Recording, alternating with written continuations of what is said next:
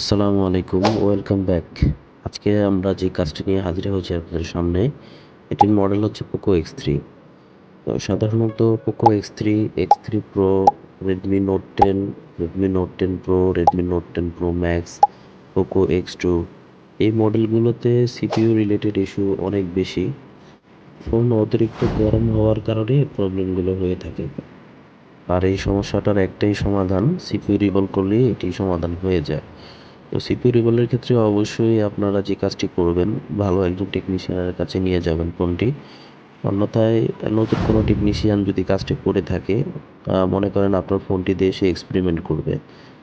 প্রথম যদি আপনার কাছে করে থাকে অথবা সে যদি কাজে দক্ষ না হয়, সেক্ষেত্রে আপনার ফোনটি কাজ করতে গিয়ে ফোনটি যদি ডেড হয়ে যায়, আল্টিমেটলি আপনি নিজেই ক্ষতিগ্রস্ত হবেন। আপনার কাজটি কমপ্লিট হবে না এবং পরবর্তীতে এই সমস্যাটি অ্যাগেইন আবার অল্প সময়ের মধ্যেই আবারও প্রবলেমটি দেখা দেবে।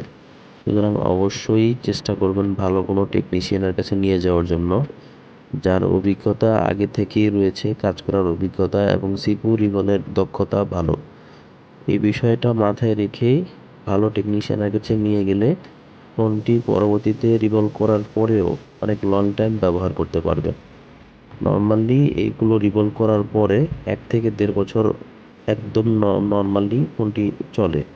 কিন্তু অনেক ক্ষেত্রে দেখা যায় যে নতুন টেকনিশিয়ানের কাজ করার ফলে ১ সপ্তাহ অথবা ১০ দিন পরে এগেইন আবার এটা ফেরত আসার সম্ভাবনা থাকে।